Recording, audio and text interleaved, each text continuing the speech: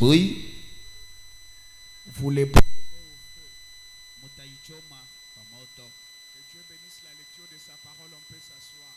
Amen. Tunaweza kuikala. Ce matin, nous remercions l'Éternel Dieu Tout-Puissant. Hii asubuhi tunapikiwa milele wa uwezo. Asante.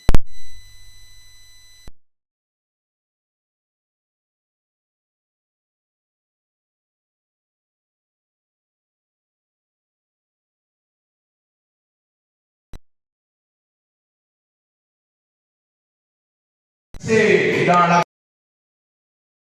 Huwezi kudingiza katika mahubiri ya hii asubuhi sans dire un mot de remerciement à notre très cher papa qui a bien voulu que nous puissions encore intervenir ce matin. bila kusema neno moja ya shukrani kwa baba yetu ule anaruhusi ya kwamba tupate kusema hii asubuhi. Nous manquons vraiment les mots idéaux pour vraiment lui exprimer notre reconnaissance. Tunakosa matamko inastahili kwa kupata kumuonyesha shukrani yetu. Que le Seigneur lui bénisse richement. Bwana apate kumubariki kwa utajiri. Amen. Amen. Amen. Amen. Est-ce que vous êtes dans la joie d'être dans la maison du Seigneur? Si vous êtes dans la joie, veuillez quand même acclamer pour le Seigneur. Amen. Amen. Amen. Amen. Le vendredi, nous avons parlé sur un sujet un peu beaucoup plus particulier. Les dieux réels qui devaient faire face aux problèmes réels. Amen. Amen. Mais pour ce matin, nous allons encore essayer de prendre un thème un peu encore beaucoup plus étrange. Mais j'aimerais que vous puissiez quand même me prêter de votre attention. Afin que vous puissiez quand même saisir la petite pensée que j'ai ce matin. Pour ce matin, nous allons parler sur un sujet que j'ai intitulé J'ai mangé même l'os. Mais pourquoi ai-je encore faim? J'ai mangé même l'os. J'ai mangé même l'intérieur. Mais pourquoi ai-je encore faim? Alors bien avant d'entrer dans notre écriture de base, nous devons d'abord comprendre le contexte de cette prédication. Car bien de fois les passages de Exode 5 où nous venons de lire, beaucoup de prédicateurs l'utilisent pour parler du signe, ou plutôt pour parler de l'agneau pascal.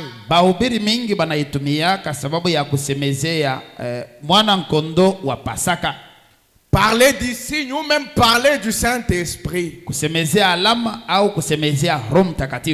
Mais pour ce matin, nous allons aborder les mêmes écritures, mais l'abordant sous un autre angle. J'ai mangé même l'os. J'ai mangé l'intérieur. Mais pourquoi ai-je encore faim? Alors dans le contexte de cette prédication, manger ramène à dire que croire l'intégralité de la parole. Quand je dis je mange la parole, donc je crois l'intégralité de la parole.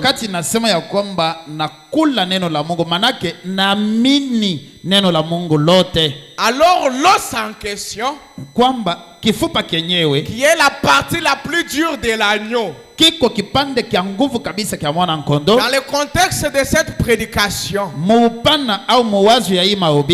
l'os est la partie la plus dure de la parole. La partie que toutes les dénominations ne peuvent pas croire. Nous pouvons croire ensemble la Bible avec les témoins de Jéhovah. Sisi wote tunaweza kuaminia Biblia pamoja na washahidi ya Yehova. Mais nous arrivons souvent à un stade quelconque. Lakini tunafikiaka mkipimo moya où les témoins de Jéhovah ne peuvent pas croire une autre partie de la parole. Ile bashahidi ya Yehova bawezi kuamini kipande kingine kia neno. Je donnerai l'exemple de la guérison divine. Nitampatia mfano ya uponyaji ya kiroho. Les témoins de Jéhovah croient que la Bible est inspirée de Dieu comme nous. Bashahidi ya Yehova wanaamini ya kwamba Biblia ilisukumiwa na Mungu kama sisi. Mais arrivé au niveau de la guérison divine, lakini kufikia mkipande ya matunzo ya kimungu, ils ne croient pas en la guérison divine. Afaminie matunzo ya Mungu. C'est là l'essence propre de mon sujet. Njo ile maana yenyewe pekee ya kishina yangu. Amen. Amen. Alors la fin. Ndio. Njala. Alors quand on parle de la faim, wakati tunasemezea njala, ou quand on parle de la famine, au tunasemezea njala, on fait beaucoup plus allusion au manque. Beko naangalia kabisa ukosefu, à un quelconque besoin. Ukosefu kuhitaji fulani. La faim en soi représente un problème. Njala yenyewe inaonyesha jambo moya. Alors en d'autres termes, manake mkusema kwingine, nous allons parler sur un sujet qui tourne autour de la question de savoir. Tutasemezea kando ya keshina ya swali ya kusema, j'écris l'intégralité de la parole. Na mimi utele ya sauti ya Mungu. Moi j'écris même les parties les plus difficiles de la parole. Na mimi na kipande kia nguvu kabisa kia neno. Les parties que les autres dénominations ne peuvent pas croire. Kipande kile madhehebu ingine haiwezi kuamini. Mais pourquoi ai-je encore un besoin? Lakini kwa sababu kanini ingari tunahitaji. Pourquoi ai-je encore un problème? Kwa sababu kanini ingari na jambo au shida. Amen. Amen. Amen. Amen. De lire. Katika kitabu cha Mwanzo mwenyewe tunatoka kusoma. La Bible parle d'un agneau. Biblia inasemezea habari ya mwana kondoo moya. Un agneau que les Israélites devaient immoler là à Goshen. Wakati ba Israeli balipaswa kumuchinja kule Goshen. Ils devaient l'immoler pour les manger en intégralité. Balipaswa kumuchinja kwa kumukula yote. Ils ne devaient pas jeter d'autres parties de l'agneau. Abakupaswa kutupa vipande vingine vya mwana kondoo. Frère Branham dit, ils devaient manger même les sabots. Ils devaient manger même les intestins. Ils devaient manger l'intégralité de l'agneau. Amen. Amen. Amen. Amen. Alors frère Branham dit, cet agneau typifie Christ. Eko mfano ya Kristo. Or Christ, ingawa Kristo, typifie la parole. Ni mfano ya neno. Donc si nous devons manger l'intégralité de l'agneau, manake kama tunapaswa kula utele ya kondoo, donc nous devons croire l'intégralité de la parole. Manake tunapaswa kuamini utele ya neno. Amen. Amen. Je prie le bon Dieu de bien vouloir m'aider à communiquer vraiment la pensée que j'ai ce matin. Naomba Mungu mwema apate kunisaidia nipate kutambukiza wazo yenyewe niko nayo ya asubuhi. 20 avril 1957. Tarehe 20 mwezi ya 4 mwaka 1957. Paragraphe 59. Fungu yake ya 59. L'ensevelissement. Maziko. La frère Branham dit. Et puis autre chose. Kisha kitu kingine. Je voudrais que vous remarquiez la véracité et l'infaillibilité de la parole de Dieu. Nilipenda muone ukweli na usioshindwa wa neno la Mungu. La Bible dit, Biblia inasema, il garde tous ses os. Eko na chunga mifupa yake yote. Aucun dé n'est brisé. Hata kifupa kimoya kivundiwa. Car dans les types, sababu katika mfano, l'agneau pascal en était un type. Kondo wa Pasaka eko mfano. L'agneau devait être sans défaut. Kondo alipaswa kuwa bila ulema. Aucun de ses os ne devait être brisé. Hata kifupa yake kimoya kipaswa kuvundiwa. Au moment où il était mort, wakati alifariki, un soldat s'est avancé pour briser ses jambes. Askari moya kasonga mbele sababu ya kuvunja miguu yake. Juste un moment. wakati tu moya. Considérez ce moment très crucial. Monene tu wakati ya mateso kabisa. L'homme qui avait le marteau était prêt à briser ses jambes. Muntu ule alikuwa na nsando, alikuwa tayari avunje miguu yake. La parole de Dieu disait, neno la Mungu ilikuwa nasema, pas un seul de ses os hata kimoja ya mifupa yake ne serait brisé. Akitavundiwa. Comment cela devait se passer? Namna kani ili lipasa kufaniwa. Amen. Amen. Ici frère Branham est en train de montrer le type que l'agneau qui a été immolé. Hapa ndugu Branham kuna mkutuonyesha mfano ya mwana kondoo alichindiwa. Il dit que de la même manière que Christ était parfait. Asema monamna moya Kristo alikuwa mkamilifu. Ou de la manière que Christ était sans défaut. Au monamna Kristo alikuwa bila ulema. Cet agneau devait être aussi sans défaut. Ule mwana kondoo naye alipaswa kuwa bila ulema. Aucun de ses os ne devait être brisé. Hata mmoja mifupa yake haikupaswa kufundiwa. On devait l'amener en intégralité. Bali paswa kumuleta ule mwana kondoo mzima wa kueneana. Et la Bible dit, na Biblia iko nasema, on devait apporter cet agneau âgé d'1 an.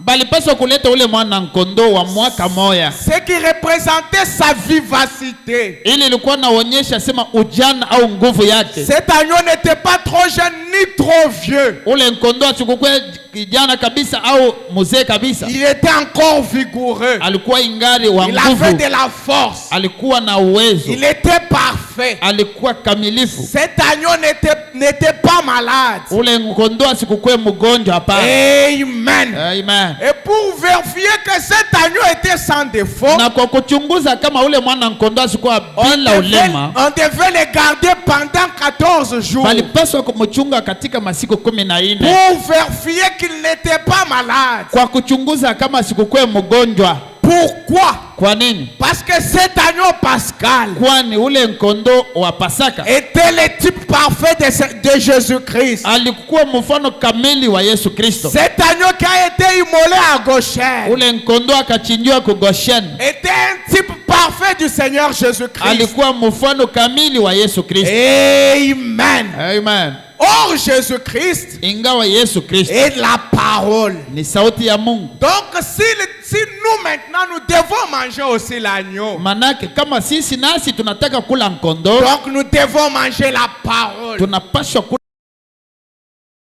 d'autres parties. Bila kukatala kipande ingine ya neno. Mais la prenant dans son intégralité. Lakini tunabeba neno la Mungu muutele yayo. Ne rejetant même pas une partie la plus élémentaire. Hatuwezi kukatala hata kipande tu ya chini kabisa pana. Mais la manger dans son intégralité. Lakini kula neno muutele yake. Amen. Amen. Les Israélites autrefois, watoto wa Israeli ba mara ingine, ils ne pouvaient pas rejeter une partie quelconque. Abakuwezi kukatala kipande hata kimoya. Ils devaient manger même les sabots. Balipaswa kula na viatu ya nyama. Ils devaient manger même la tête. Balipaswa kula na kichwa na mapembe. Ils devaient manger même les jambes de l'agneau. Balipaswa kula na mikulu ya kondoo mwenyewe. Aucune partie de cet agneau était moins importante. Hakuna kipande hata kimoja kile kiuga kiasipo mana. Amen. Amen. De la même manière que nous aussi, namna moya moya sisi nous pia sommes appelés à croire l'intégralité de la parole. Tunalazimishwa kuamini utele ya neno. Amen. Amen. La croire dans son entièreté. Kuiamini yote. Même sa partie la plus difficile. Hata kipande ya neno ya nguvu sana. Même sa partie qui nous fait mal. Hata kipande kinatuuma. Amen. Amen. Les lieux d'adoration que Dieu a choisi. Fasi ya mabudu Mungu anachakula. 20 février 1965. Tarehe 20 mwezi ya pili mwaka 1965. Au paragraphe 53, frère Branham dit. Ngo yake 53 ndugu Branham iko nasema. Maintenant examinons notre type. Sasa tuchunguzeni mfano yetu. Maintenant examinons un autre type pendant qu'on y est. Sasa tuchunguze mfano mwingine wakati tuko pale. C'est le type de la Pâque. Ni mfano ya Pasaka qui préfigurait Jésus. Ili ilikuwa natangulia kuonyesha Yesu. Ici on remarque le sacrifice du sang. Hapa beko nalomba toleo ya damu par la mort. Kupitia lufu. Le sacrifice du sang. Toleo ya damu. C'était l'endroit qui préfigurait Christ. Ilikuwa mfano yenyewe ilikuwa naonyesha Kristo. Frère Branham dit. Est-ce qu'une dénomination aurait pu saigner? Est-ce qu'une dénomination aurait pu saigner? eti zebu ingevuisha damu. Est-ce que vous pouvez imaginer qu'une église saigne? Eti mnaweza kuwaza kwamba kanisa moja hivi ivuishe damu? Puisse saigner. Au zebu moja hivi ipate kuvuisha damu? Bien sûr que non. Hapana. Il fallait du sang. Ilikuwa nalomba damu. Qu'une vie saigne. Ilikuwa nalomba uzima moja ivuishe damu. Et la vie. Na uzima. Ici Jésus apparaît dans l'agneau. Hapa Yesu anaonekana ndani ya mwana kondoo. Frère Branham dit, l'agneau était un type de Christ. Mwana kondoo alikuwa mfano ya Kristo. Et il préfigurait Christ. Na alikuwa anaonyesha Kristo. Parce qu'il était l'agneau de Dieu. Sababu Kristo alikuwa kondoo wa Mungu. Amen. Amen. Présenté par Jean. Mwenye kuonyeshwa au kushontwa kwa Yohane. Qui devait ôter les péchés du monde. C'est ce que parle l'Exode chapitre 12. L'agneau qui était vraiment utilisé dans l'Exode chapitre 12 était un type parfait du Seigneur Jésus-Christ. C'est un type très complet du Seigneur Jésus-Christ. C'était un agneau parfait. Amen. Amen. Et cet agneau d'Exode 12 devait être sans défaut. Est-ce que quelqu'un est avec moi? J'aimerais quand même attirer votre attention. Parce que si vous me perdez maintenant, vous n'allez pas me saisir dans la suite. Amen. Cet agneau était parfait. Cet agneau était sans défaut. Et il typifiait exactement Jésus-Christ. Il typifiait vraiment le Seigneur Jésus-Christ. Amen. Amen. Amen. Amen. Frère Branham dit, paragraphe 158, 28 11 1965, le seul lieu d'adoration que Dieu a donné. On commence par le paragraphe 158.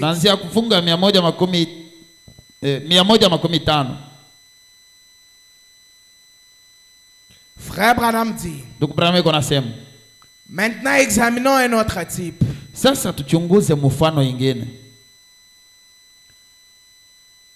Permettez-moi d'y arriver.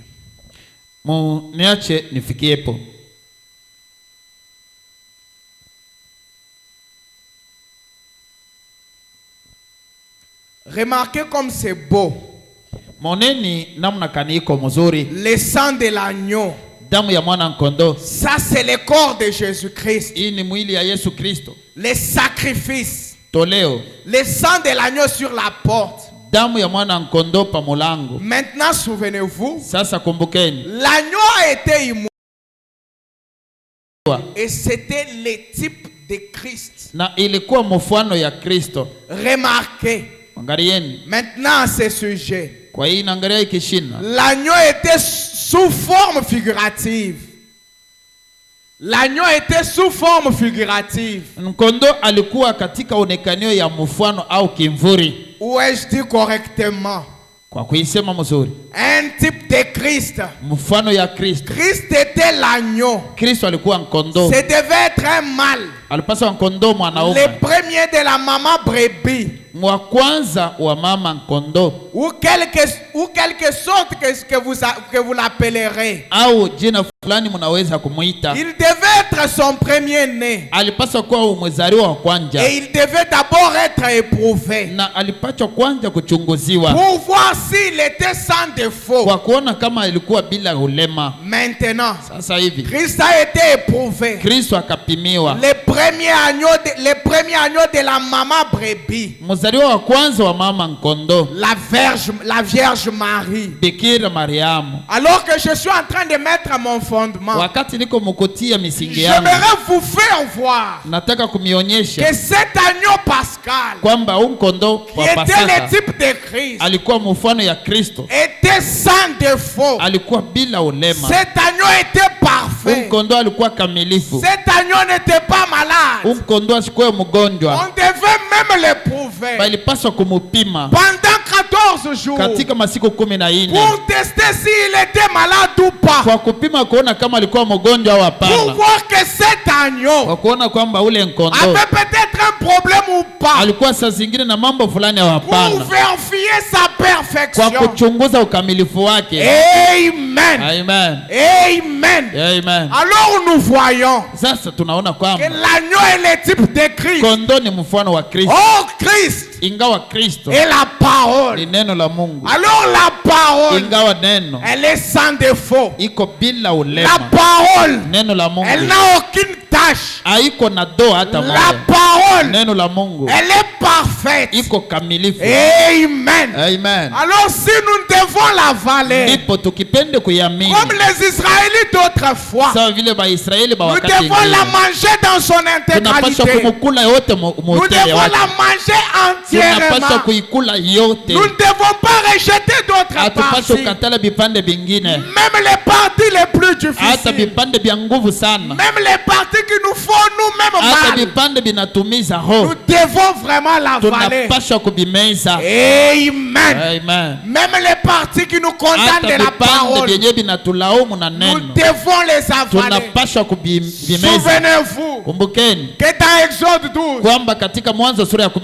Il devait manger l'intégralité de l'agneau. Kula utele ya kondoo. Même les intestins. Hata butumbo. Même les sabots. Hata viatu yake. Même les jambes. Hata miguu yake. Même la tête. Hata kichwa chake. Il devait manger l'intégralité de l'agneau. Utele ya kondoo. Amen. Amen. Nous aussi nous devons prendre l'intégralité de la parole. Kubeba utele ya neno. Cet agneau est le type de Christ. Ule kondoo ni mfano wa Kristo. Amen. Amen. Alors si l'agneau est le type de Christ, ndipo kama kondoo ni mfano ya Kristo, alors Jésus-Christ lui-même qu'est-ce qu'il est? Manake Kristo mwenyewe eko nini? L'âge de l'église de Pergame chapitre 5. Kizazi ya kanisa ya Pergame sura yake ya 5.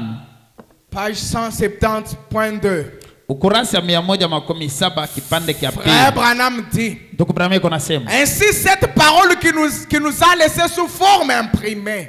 Hivi neno la Mungu inatufikia katika onekanio ya maandiko. Est une partie de lui. Ni kipande kyake yeye. Quand vous l'acceptez par la foi dans une vie remplie de l'esprit. Wakati unaitika kwa imani mu maisha yenye kujaziwa na roho. Il a dit que sa parole était la vie. Alisema ya kwamba neno lake ilikuwa uzima. Mais c'est exactement ce que lui est. Lakini njoo yenyewe eko. Je suis le chemin, la vérité et la vie. Niko njia, ukweli na uzima. Si quelqu'un n'a pas l'esprit de Christ, kama mtu ana na roho ya Kristo, il lui appartient pas.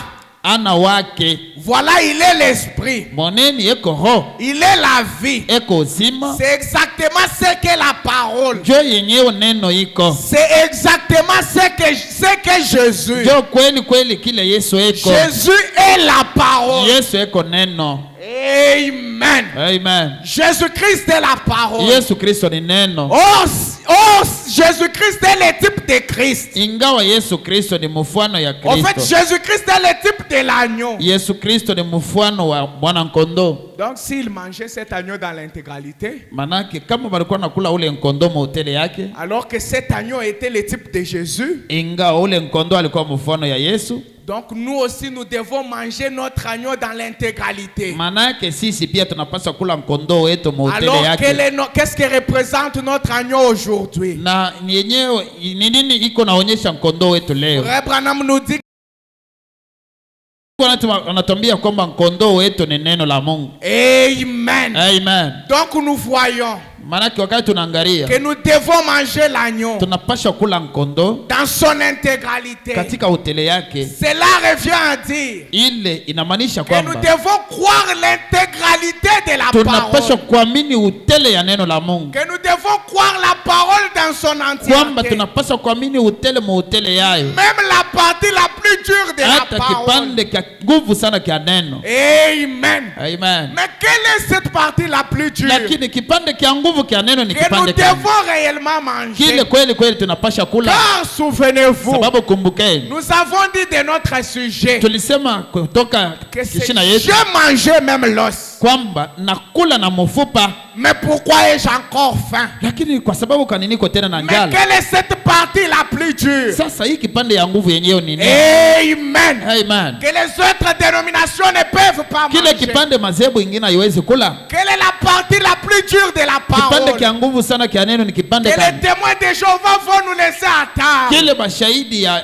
Yehova watatuacha. Quelles sont les parties les plus dures de la parole? Vipande vya nguvu vya neno la Mungu ni binini? Que les catholiques vont nous laisser à table. Bile bakatolika watatuachia kumeza. Eux ne sauront pas manger Na cela. bila bataweza kula. Amen. Amen. Il y a plusieurs parties dures de la parole Kuko vipande mingi vya nguvu vya neno la Mungu. que les autres dénominations ne peuvent pas Bile avaler. madhehebu ingine haiwezi Mais kumeza. que seuls les aigles peuvent manger. Ni pekee banantai ndio banaweza Mais kula. pour ce matin, Lakini kwa hii asubuhi nous allons aborder une partie de la plus dure de la parole, tutaanza tu, tutasemezea kipande kimoja kia nguvu kia neno la qui Mungu. est celle de savoir Kile kiko kia kujua que cette colonne de feu kwamba hii nguzo la moto est le Seigneur Jésus-Christ ni Bwana lui-même, Yesu Kristo peke yake, qui a travaillé au cours des 3 ule dispensations. alitumika kadiri upashandili tatu. Est-ce que quelqu'un est avec moi? Eti mtu mmoja yuko pamoja nami, Est-ce que quelqu'un me saisit ce matin? eti kwa mtu ananishika hii asubuhi. Je prie le bon Dieu Naomba Mungu mwema qu'il puisse vraiment m'aider apate kunisaidia à communiquer les messages ou la pensée que j'ai ce matin. kutangaza ujumbe au wazo ninayo hii asubuhi. Amen. Amen. Que cette colonne de Kwamba feu hii nguzo la moto est le Seigneur ni Jésus-Christ Bwana Yesu Kristo, qui a travaillé au cours des 3 ule alitumika dispensations. kadiri vipande tatu ya La upashandili. dispensation du Père avec Moïse. Upashandili ya baba pamoja na La Musa, dispensation du Fils avec le Seigneur upashandili ya mwana Jésus-Christ. pamoja na Yesu Et Kristo, la dispensation du na Saint-Esprit. kipande ya upashandili ya Roho Mtakatifu. Amen. Amen. Qu'était-ce Ilikuwa nini? la partie la plus dure de la parole Kipande kia nguvu sana kia neno la que Mungu. les autres religions ne peuvent Ile pas croire? madini ingine haiwezi kuamini. Amen. Amen. Amen. Amen. Frère Branham dit, Ndugu Branham yuko nasema, paragraphe 86, fungu yake ya 86, 27 avril 1965. tarehe 27 mwezi ya 4 mwaka Dieu change-t-il sa pensée au sujet de sa parole? Eti Mungu naweza badilisha wazo yako ile na ngara neno lake. Souvenez-vous, Kumbukeni, nous sommes à table avec toutes les autres dénominations. tuko kumeza pamoja na mazebu Nous sommes ingine, à table avec toutes les autres religions. tuko kumeza na madini ingine. Ils peuvent croire que la Bible est la vérité. Wanaweza kuaminia kwamba Biblia ni ukweli. Là, nous mangeons ensemble Pale l'agneau. tunakula pamoja mwana kondoo. C'est la partie la plus fragile. Ni kipande ya teketeke ya kinofu. Ça, c'est la chair de Ile l'agneau. ni mnofu ya kondoo. Mais quand nous essayons d'avancer, Lakini wakati tunapima kusonga mbele, certaines dénominations nous laissent la table. ni wakati mazebu ingine natuachia Quand nous meza. faisons un autre pas, Wakati tunafanya hatua les ingine, pentecôtistes nous laissent la table. Pentekotisti banatuachia meza. Quand nous avançons encore un peu, Tukichofe tena mbele en ndogo, croyant dans un seul Dieu, mkuaminia Mungu moya, les catholiques nous laissent la table. Bakatolika batutachia fasi. Quand nous avançons encore un peu, Tukisonge tena mbele en ndogo, train de manger cet agneau qui est la tuko parole, mukula huu mkondo wa neno, en train de croire l'intégralité de la tuko parole, mukuamini utele ya neno. quand nous avançons encore un peu, Tukisonge tena mbele pour kidogo, croire à la guérison kwa divine, kuaminia uponyaji ya les kimungu, témoins de Jéhovah nous laissent la mashahidi table. ya Yehova banatuachia meza. Amen. Amen. Frère Branham Ndugu dit, Branham yuko nasema, Dieu change-t-il sa pensée au sujet de sa eti Mungu parole? anaweza badilisha wazo yako kwa ile na ngara neno lake. Paragraphe Fungu 86, yake ya 86, 27 avril tarehe 1965. 27 mwezi ya 4 mwaka Frère Branham 1965. dit, Nabii yuko nasema, Moïse conduisait les enfants Musa alikuwa d'Israël anaongoza watoto wa Israeli. au fur et à mesure que Dieu lui disait où aller. Zaidi Mungu alikuwa anaonyesha wapi anaweza enda. Ils étaient conduits par la colonne de feu Baliongoziwa kwa nguzo la moto et par un être surnaturel. na Être surnaturel qui était sur eux. kile kiumbe kisio asili kilikuwa juu yao, Et Moïse recevait naturellement ses instructions na Mungu kwa zoezi, Musa kwa zoezi alikuwa anapokea mafundisho par les logos. kupitia logos, Les logos qui étaient sortis de Dieu. na logos yenyewe ilitoka mwa Mungu. Cette colonne de Hii feu, nguzo la moto, laquelle était l'ange de l'alliance, nguzo la moto ilikuwa malaika wa agano. qui était Christ, Ule malaika wa agano alikuwa le Kristo, oint, Mupakaliwa. Et c'est de là qu'il recevait son message. Na ni kutokea ule mupakaliwa alikuwa anapokea ujumbe yake. Et il les transmettait aux enfants d'Israël. Na alikuwa anaitangazia watoto wa Israeli. Qui étaient en route vers la terre promise. Bale balikuwa njiani banaenda kwa udongo ya malako. Est-ce que quelqu'un est avec moi? Eti mtu mmoja yuko pamoja nami. Est-ce que quelqu'un me saisit ce matin? Na kama mtu mmoja yuko ananishika Là ya nous sommes asubuhi. à table avec toutes les religions. Tuko mezani na madini yote. Ils croient ensemble avec nous. Banamini pamoja nasi. Que sur le pèlerinage des Israélites, Kwamba msafari ya Baisraeli, Dieu avait ordonné Mungu aliagizia que Moïse sorte les enfants d'Israël kwamba Musa apate kutosha watoto wa de Israeli l'Égypte vers la terre kutoka promise. Misri kwenda kwa udongo ya malako. Là nous pouvons manger ensemble. Pale tunaweza kula pamoja. Amen. Amen. Quand on arrive, on fait notre pas Wakati tunafanya hatua nyingine pour dire kwa kusema qu'ils s'étaient conduits par la colonne de feu. baliongoziwa na nguzo la moto, Là, ils peuvent encore croire. pale banaweza tena kuamini. Là, nous pouvons manger encore Pale ensemble. tunaweza kula tena pamoja, Parce que c'est écrit dans la Bible. sababu inaandikwa Bibliani. Mais quand on arrive Lakini tukifikie au fait de dire kutendo wa kusema que cette colonne de kwamba hii feu nguzo la moto qui les avait conduits ile ilibaongozaka partant de l'Égypte katika safari yao ya kumisri jusque dans la terre promise, mpaka udongo ya malako, c'était le Seigneur Jésus-Christ. ile nguzo la moto ilikuwa Bwana Yesu Kristo. Là, les religions nous laissent la Pale table. madini itatuachia fasi, Ils nous laissent l'autre partie de la madini nourriture. itatuachia kipande kingine kia chakula. Amen. Amen. Est-ce que quelqu'un est avec Eti moi? mtu iko pamoja nami. Est-ce que quelqu'un me saisit ce Eti uko matin? mtu mmoja ananifuata hapa. Amen. Amen. Amen. Amen. Là, Pale il nous laisse la table. biko natuachia Il meza, nous laisse cette partie de la nourriture. banatuachia hii kipande ya chakula. Amen. Amen. Ils pouvaient croire Baliwezi kuamini que c'était Dieu qui avait sorti les enfants d'Israël kwamba de Mungu ndio l'Égypte. alitosha watoto wa Israeli mu Misri. Mais quand on arrive à dire Lakini tufikie munamna que c'est la kusema colonne de feu, nguzo la moto, l'ange de l'alliance, malaika wa agano qui a conduit le peuple ule d'Israël, aliongoza watoto wa qui Israeli, les a sortis de l'Égypte alibatosha Misri, vers la terre promise. anabapeleka ku udongo ya Là, il malako. quitte la table. Pale batatoka Là, il kumeza, nous laisse l'autre partie de pale l'agneau. bataacha kipande ingine ya Il nous mkondo, laisse cette partie de la banatuachia parole. kile kipande kia neno. Ils ne peuvent pas l'avaler. Hapawezi Elle est kukimeza. plus grosse que leur bouche. Cette partie est plus grosse que leur bouche. Kile kipande kiko kikubwa kushindia kinywa chao. Amen. Amen. Ils ne peuvent pas l'avaler. Hapawezi kukimeza, Elle est plus grande que leur bouche. kiko kikubwa kushindia Ils ne kinywa chao. peuvent pas la croire. Hapawezi kukiamini. Amen. Amen. Est-ce que nous pouvons encore avancer? Eti tunaweza kusonga tena mbele. Est-ce que quelqu'un est avec moi? Eti Mungu pamoja nami hapa. Amen. Amen. Amen. Amen. J'ai mangé même l'os. Nakula na mfupa, La partie la plus difficile. kipande kia nguvu sana. J'ai mangé l'intégralité de la Nakula parole. utele ya neno la Mungu. J'ai cru l'intégralité de la Naamini parole. utele ya neno. Même les parties qui me condamnent. Hata vipande vinanilaumu. Même les parties qui m'empêchent à me réjouir. Hata vipande vinanizuiza kufurahi. Amen. Amen. Alors que les jeunes de mon âge Ingawa babiana ba miaka peuvent yangu se vautrer dans les péchés, banaweza kudibulula mmadhambi, s'enivrer, se vautrer dans l'adultère. kulevika, kudibulula mu busharati. Amen. Amen. Là, on est d'accord avec les autres religions. Wakati ungali tena na Que l'adultère n'est pas bonne. ya kwamba busharati habuna Que la buzuri, fornication n'est pas ya bonne. kwamba uzinifu haiko mzuri. Là, on est tous d'accord. Pale sisi wote On tunasikilizana, peut croire à cette parole. tunaweza kuaminia ile On neno, peut manger cette partie de tunaweza kula l'agneau. kile kipande kia kondoo, On peut manger cette partie de la tunaweza kula parole. kile kipande kia neno la Mungu. Amen. Amen. Mais il y a certaines parties Lakini kunako vipande que vingine les autres dénominations vile nous laissent, madhehebu ingine, que les autres religions vile abandonnent madini ingine inaacha parce qu'ils ne peuvent pas en sababu manger. hawawezi kuikula. Frère Branham Ndugu dit, Branham iko nasema nous voudrions voir Jésus. tunataka kumwona Yesu. Paragraphe 31. Funga yake 31 12/7/1962. tarehe 12 mwezi ya 7 mwaka 1962. Nous voudrions voir Jésus. Tunataka kumwona Yesu. Frère Branham dit, Ndugu Branham iko nasema si vous savez, kama mnajua quand cette déclaration a été faite, wakati hii misemo ilifanywa, cela a été fait dans le Nouveau Testament. ile ilisemwa katika Agano Jipya, C'était Paul.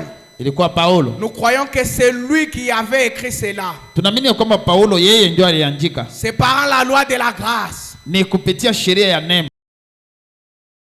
Tunaona kwamba hapa alisema Jésus-Christ est le même hier, aujourd'hui et éternellement. Yesu Kristo ni sawa sawa jana leo na milele. Eh bien, Mzuri. je crois donc que l'Ancien Testament Naamini kwamba agano la kale parle toujours de Jésus-Christ. inasemezea daima ya Yesu Kristo. Je crois que la colonne de feu Naamini kwamba nguzo la moto conduisait les enfants d'Israël dans le désert. batoto wa Israeli jangwani. Cette colonne de feu, Nguzo la moto elle était Christ. ilikuwa Kristo. C'est ce que la Bible dit. Ndio ile Biblia inasema. Tout enseignant qui sait Mwalimu wote anajua que c'était l'ange de l'alliance. kwamba hii nguzo la moto ilikuwa malaika wa agano. Tout enseignant sait que c'était l'ange de l'alliance. Mwalimu wote anajua kwamba nguzo la moto ilikuwa malaika wa agano. Lequel était Christ. Malaika wa agano mwenyewe alikuwa Kristo. Et puis, Kisha lorsque Jésus-Christ est venu sur terre, wakati Yesu Kristo alikuwa il duniani a encore dit, akasema tena encore un peu de temps, wakati ndogo et le monde ne me verra plus. na dunia hataniona tena, Mais vous me verrez. lakini niye mtaniona. Je viens de Dieu Natoka kwa Mungu et je retourne à Dieu. na narudi mwa Mungu. Et après que cette colonne de feu Na kisha ile nguzo la moto a été faite chair, ikafaniwa kinofu, revêtant la forme de l'homme, inavuala onekano ya Mungu, le Fils de Dieu, mwana wa Mungu, elle a habité parmi nous. ikakao katikati Il yetu, s'est manifesté akajionyesha, et a prouvé qu'il était Dieu dans la chair. akahakikisha kwamba alikuwa Mungu ndani ya Mungu. Dieu était en Christ, Mungu alikuwa ndani ya Kristo, réconciliant le monde avec lui. anapatanisha dunia naye. Amen. Amen. Amen. Amen. Est-ce que nous pouvons encore faire un autre pas? Tunaweza kufanya tena hatua ingine. Est-ce que nous pouvons encore manger une autre partie de la vie? Tunaweza kula kipande kingine cha kondoo. Amen. Amen. Jusque là nous sommes encore dans la chair de Sababu pale l'agneau. tuingare mu minofu ya kondoo. La partie où les autres dénominations peuvent aussi manger. Kipande kile madhehebu ingine inaweza nayo kula. Ils peuvent aussi croire que la Bible est la vérité. Inaweza nayo kuamini kwamba Biblia ni Ils ukweli. peuvent aussi croire que la Bible est un livre saint. Banawezi kuamini kwamba Biblia ni kitabu Ils takatifu. peuvent aussi croire que c'est une vérité absolue. Na banaweza kuamini kwamba Biblia ni ukweli mtupu. Amen. Amen. Mais là nous voulons faire un autre Lakini pale pas. tunataka kufanya hatua Frère ingine. Branham dit Ndugu Branham yuko que nasema tout lecteur de la Bible, kwamba msomaji wote wa Biblia il sait que celui qui avait conduit les enfants d'Israël, anajua kama ni Mungu ndiye aliongoza c'était katika l'ange Israeli. de l'alliance. Alikuwa agano Et wa l'ange de l'alliance, malaika wa agano c'est Christ, ni Kristo, la colonne de feu. gozo la moto, Et là les autres nous laissent à table. na pale pengine watatuachia Frère Branham meza. fait encore un autre Ndugu pas. Branham anasonga tena mbele. Frère Branham mange encore une autre partie Ndugu de Branham l'agneau. anakula kipande kingine cha kondoo. Il nous amène à croire encore une autre partie de la parole. Anatufikisha kuamini kipande kingine cha neno. Il dit que cette colonne de Anasema feu kwamba hii nguzo la moto qui avait conduit les enfants ile d'Israël iliongozaka watoto wa Israeli de l'Égypte jusqu'à la terre kutoka promise. Misri mpaka udongo ya Malako. Amen. Amen. Amen. Amen. Cette colonne de Hii feu nguzo la moto s'était fait chair. ikadifanya mwili, Elle habitait parmi nous. ikakauya katikati Là, yetu. les autres quittent la table. Pale bengine batatoka umeza, Les autres dénominations nous laissent. madhehebu ingine Les itatuacha. peu même avec qui on restait à table. Benye baloko tulibakia nabo kumeza Ils disent que ça, ce n'est pas la vérité. banasema hii haina ukweli. Comment une colonne de feu Namna kani nguzo la moto peut se moya faire chair? inaweza kuvala Là, ils mwili, abandonnent la table. pale banaacha Ils meza, n'ont plus d'appétit. habana tena na Ils ne njala, peuvent pas avaler ça. habawezi kumeza hiki. Amen. Amen. Pour eux, Kwa bobo ils se limitent à ne pécher pas, banasimamia tu mahubiri ya kusema msifanye dhambi, ne buvez pas, msikunye pombe, ne soyez pas, ne vous vautrez pas dans les péchés. msidibulile muzambi.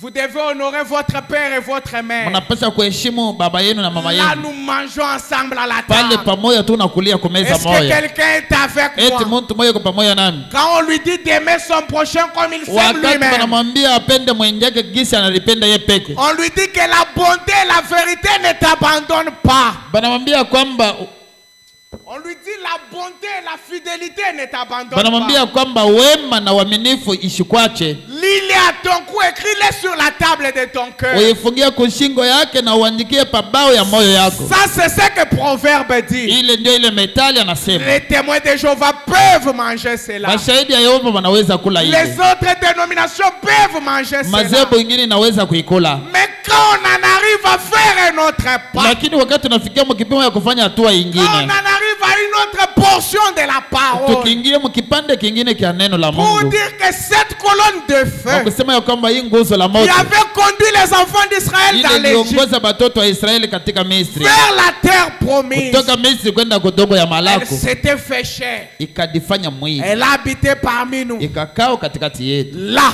pale ils nous laissent la table. Beko natuacha kumeza. Là, pale ils ne peuvent pas croire. Abawezi kuamini. Là, pale ils disent que ça c'est faux. Banasema kwamba ile ni bongo. Ils ne vont pas croire. Abatamini. Ça ne convient pas avec leur intestin. Ayeneane na tumbo yako. Oh, j'aimerais dire à quelqu'un ce matin. Nataka kuonyesha mtu moja ya asubuhi. Est-ce que vous avez cru l'entièreté de la parole? Est-ce que vous avez cru la parole dans son entièreté? Cette parole qui est parfaite, sans défaut. Amen.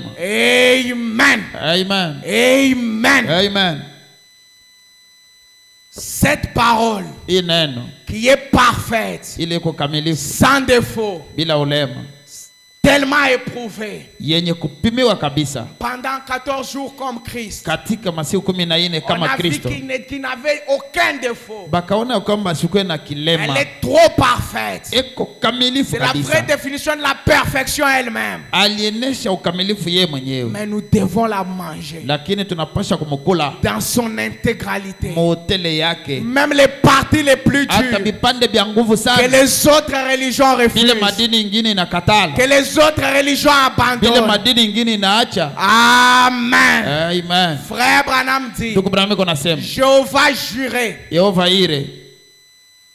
12 mars 1961, paragraphe 34 jusqu'à 36. Jéhovah juré, frère Branham dit, quelle en était la nature?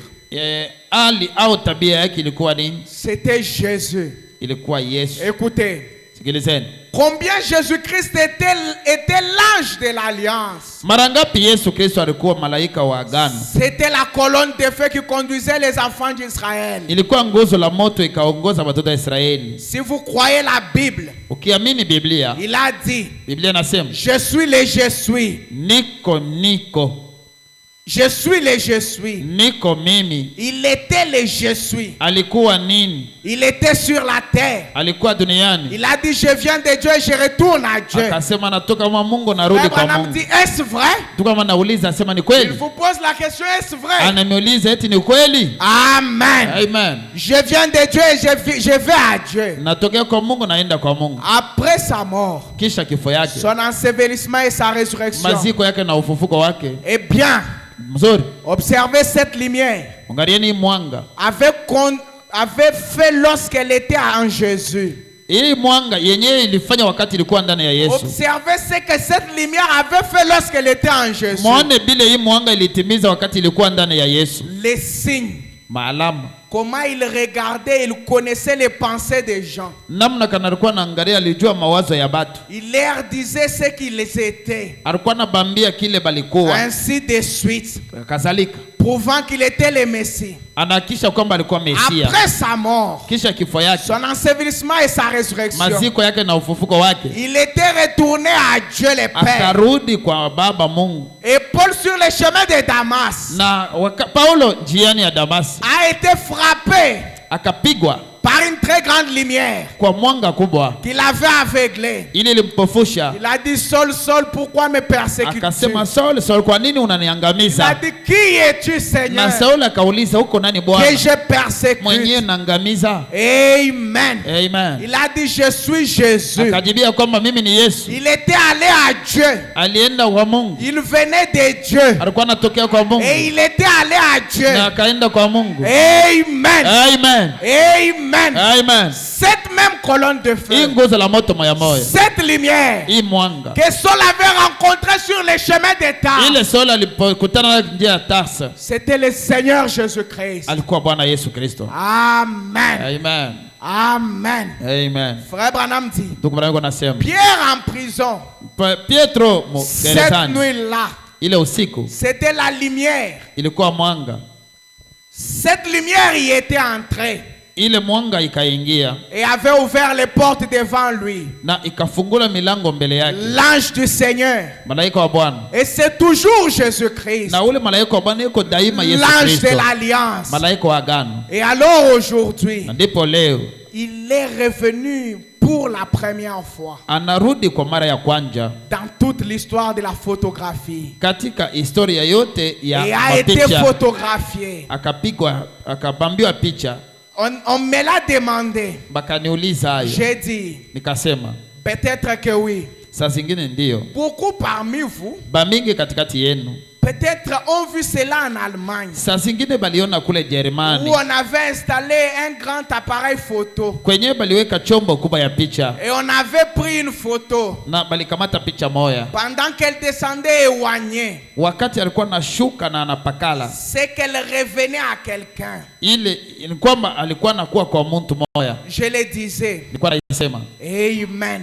Amen. Et ensuite, lorsqu'elle est retournée, wakati alishuka, on l'a photographiée en Californie. Bakamubamba picha kwa Californie. Il y a quelques semaines. Kunapita mawiki ndogo. C'était la plus extraordinaire qui ait jamais vue. Ilikuwa picha isiyo asili yenye hatuyaonaka. Qu'est-ce? Ilikuwa nini? Cela prouve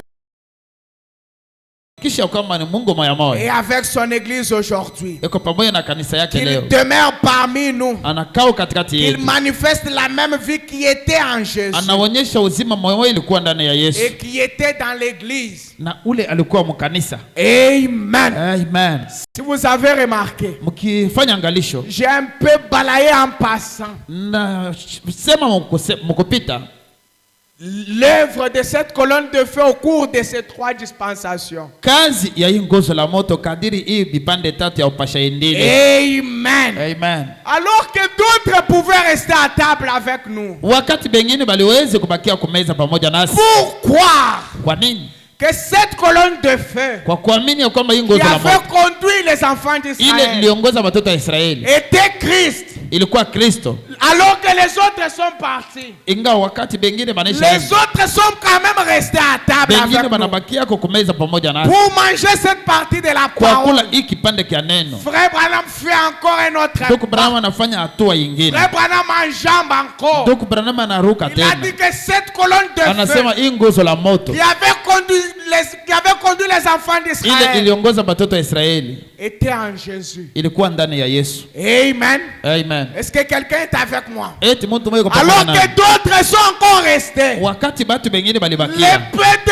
peu de gens qui titubaient encore. Bantu kidogo balikuwa bengane na lempa lempa. Sont restés pour manger avec nous. Bakabaki kuja pamoja kula pamoja nasi. Sont restés à table. Bakabaki kumeza. Frère Branham ajoute encore. Ndugu Branham anaongeza kingine. Frère Branham fait encore un autre pas. Anafanya hatua nyingine. Amen. Amen. Frère Branham mange encore une autre partie de la parole. Kingine kia neno. Il dit que cette colonne de feu, kwamba hii nguzo la moto c'est la preuve ni hakikisho que le même Jésus ya kwamba Yesu moya moya conduit les enfants d'Israël ule d'Israël aliongozaka watoto wa et Israeli qui était en Jésus-Christ na ule alikuwa ndani ya Yesu Kristo. Et encore dans cette dispensation, eko tena mwi kipande ya upashindili, cette dispensation du Saint-Esprit, hii kipande ya upashindili ya Roho Mtakatifu pale les autres religions nous laissent à table. Madini ingine inatuacha meza. Ils disent ça on ne peut pas. Inasema hiki hatuwezi kumeza. Ça on ne peut pas manger. Hiki hatuwezi kula. Ils refusent les intestins. Iko na jaza butumbo. Ils refusent les intestins. Beko na katala butumbo. Parce que nous avons déjà mangé la peau. Tunesha kula ngozi. Nous avons déjà mangé la peau de l'agneau. Tunesha kula ngozi ya kondoo. La partie la plus facile. Tunaweza kula kipande kia teketeke. Là nous sommes aux intestins. Pale tunafikia mubutumbo. Amen. Amen. Nous sommes aux intestins. Pale tuko mubutumbo. Et ils ont la nausée. Pale beko na bunya. Ils disent ça on ne peut pas la avaler. Banasema ile hatuwezi kumeza. Ça ne concorde pas avec notre système digestif. Na namna yetu ya tumbo. Ça ne concorde pas avec notre organisme. Na mwili yetu. On ne peut pas l'avaler. Hatuwezi kuimeza. Ils disent laissez-nous dans nos credos. Kama mutuache matuamini yetu. Ils disent laissez-nous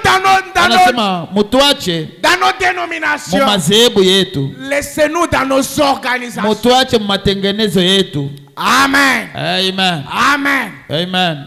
Nous, sisi on peut s'arrêter seulement, ne faites pas ceci, ne faites pas cela. Tunaweza kusimamia mahubiri ya kwamba msifanye bi fulani, msifanye nous les témoins de Jéhovah, sheye wa shahidi ya nous les catholiques, sheye wa nous les presbytériens, sheye wa presbytériens, nous nous limitons aux 10 commandements commandements de Moïse.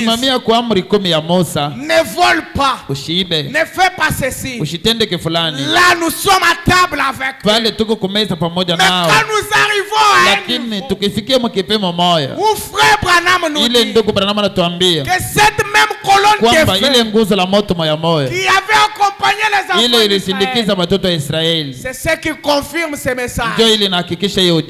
Ils nous laissent à table. Ils ne peuvent pas manger cela. Amen. Mais nous avons dit, nous mangeons même la partie la plus dure de la parole. Nous mangeons l'intégralité de la parole. Nous allons croire les parties même les plus difficiles. Est-ce que quelqu'un est avec moi? Une partie où quand on va dire à quelqu'un, je me rappelle un jour, alors que j'étais en train de méditer ou d'étudier sur l'image de l'agneau qu'avait vu Jean. Wakati nilikuwa najifunza yulu ya picha au onekano ya kondoo Yohana aliona. Frère Branham dit que lorsque Jean avait vu cet agneau, wakati Yohana aliona ule kondoo, quand il avait pleuré, wakati Yohana alilia, il a dit qui devait vraiment prendre les livres, asema alipasha kubeba kitabu, qui était vraiment digne pour prendre les livres. Ni nani alikuwa anastahili kubeba kitabu? La Bible dit Biblia nasema que au ciel il n'a vu personne, mbinguni hakuna mtu, sur la terre personne, udongoni hakuna mtu, il n'y avait personne qui était digne pour prendre les livres. Hakukuwa mtu akustahili kuchukua kitabu. Écoutez, sikieni, mais il a vu un agneau. Lakini akaona mwana kondoo moja. On lui a dit qu'il regarde sur le trône. Bakamwambia kwamba angalia yule kiti ya enzi. Il y a un agneau. Panapo mwana kondoo moja. Et quand il a levé la tête, na wakati akainua kichwa pour regarder l'agneau, kwa kuangalia kondoo, la Bible nous donne l'image de l'agneau que Jean avait vu. Onekano ya kondoo Yohana aliona. Cet agneau qui est le type de ule Christ. Kondoo ule kumfano ya Kristo. L'image complète de notre Jésus-Christ aujourd'hui. Ya Yesu Kristo leo. La Bible dit Biblia inasema que cet agneau avait 7 cornes. Ule kondoo alikuwa na mapembe 7. Et il avait 7 yeux. Na alikuwa na macho 7. Et frère Branham dit na ndugu alikuwa anasema que les 7 cornes na ile mapembe 7 représentent les 7 âges de l'église. Ilikuwa inaonyesha vizazi 7 ya kanisa. Et les 7 yeux na macho 7 représentent les prophètes. Ilikuwa inaonyesha manabii. C'est là l'image de notre Jésus-Christ complet. Picha ya Yesu Kristo kueneana. L'image de notre Kristo kamilifu. Je prends ça et je publie sur mon statut. Nabeba na itangaza kwa mtandao. Un de mes amis me dit que mmoja wa marafiki yangu ananiambia asema ton Jésus n'est pas beau. Asema Yesu wako hana mrembo. Comment ton Jésus peut avoir des cornes? Namna kani Yesu wako anaweza kuwa na mapembe? C'est pour vous dire kwa kuniambia qu'il y a d'autres parties de la parole kunako vipande vingine vya neno que seuls les croyants du message peuvent croire. Pekee baaminifu ya ujumbe ndio wanaweza kuamini. Il y a d'autres parties de l'agneau kunako vipande vingine vya kondoo que seuls les aigles peuvent manger. Ndio wanaweza kula. Parce que ça concorde avec notre système digestif. Na tumbo yetu. Ça concorde avec notre système organique. Mwili yetu. Les autres s'ils en mangent, bengine bakiikule, ils vont vomir. Batatapika. S'ils en mangent, bakiikule, ils vont tomber malades. Batahara. Amen. Amen. Ils doivent rester dans les lois de Moïse. Wanapaswa kubakilia katika masheria ya Musa. Ils doivent rester dans ne faites pas ceci, ne faites pas cela. Wanapaswa kubakilia kukataria watu msifanye hivi, msifanye hivi. Ils doivent rester dans ne buvons pas, ne nous souillons pas. Atabakilia tusikunywe pombe, tushidichafue. C'est ça qu'ils peuvent manger. Ndio vile banaweza kula. Mais quant à la guérison divine, lakini kwa ile naangalia uponyaji ya kimungu, quant à la partie la plus, kwa ile naangalia kipande kia nguvu kabisa, ils ne peuvent pas manger. Hapawezi kukimeza. Amen. Amen. Amen. Amen. Frère Branham dit, ndugu Branham anasema on l'a photographié en Californie. Bakamubamba picha kwa California. Il y a quelques semaines. Kuna pita mawiki kidogo. C'était la plus extraordinaire que je n'ai jamais vue. Ilikuwa picha isi asili yenye siaonaka. Qu'est-ce? Nini? Cela prouve que le même Dieu est avec son église aujourd'hui. Il demeure parmi nous. Il manifeste la même vie qui était en Christ.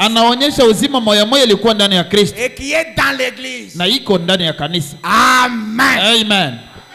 Est-ce que nous pouvons encore manger eti tunaweza kula tena une autre partie de l'agneau? Kipande kingine kia kondoo. Est-ce que nous pouvons laisser les dénominationnels eti tunaweza kuacha bamazevu manger une autre partie de l'agneau? tukule kipande kingine kia Nous kondoo. avons terminé les intestins. Tunamaliza butumbo. Est-ce que nous pouvons attaquer les os? Eti tunaweza kuanza bifuba Même les excréments. hata uchafu Ça, ils ne peuvent pas manger. ili abaweze kula.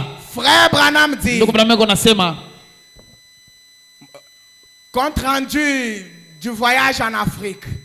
ripoti ya safari ya kuafrika ya kusini 14-11-1953 inayobira mu tarehe 14 mwezi ya 11 mwaka 1953. Au paragraphe 5, Tuko kufungo yake ya 5. Frère Branham dit, Ndugu Branham anasema j'étais avec le frère Bozov. nilikuwa pamoja na ndugu Basov. C'était la soirée où la photo de l'ange du Seigneur avait été prise. Ilikuwa magharibi, picha ya malaika wa Bwana ilikamatwa. Frère Branham pose la question. Ndugu Branham anauliza swali. Combien ont cette photo maintenant? Bangapi beko na ile picha sasa hivi? Combien ont cette photo maintenant en leur possession? Bangapi beko na ile picha hapa sasa tunasema? Il faut avoir cette photo. Inapasha kuwa na ile picha. Frère Branham dit, Ndugu Branham anasema merci. Asante.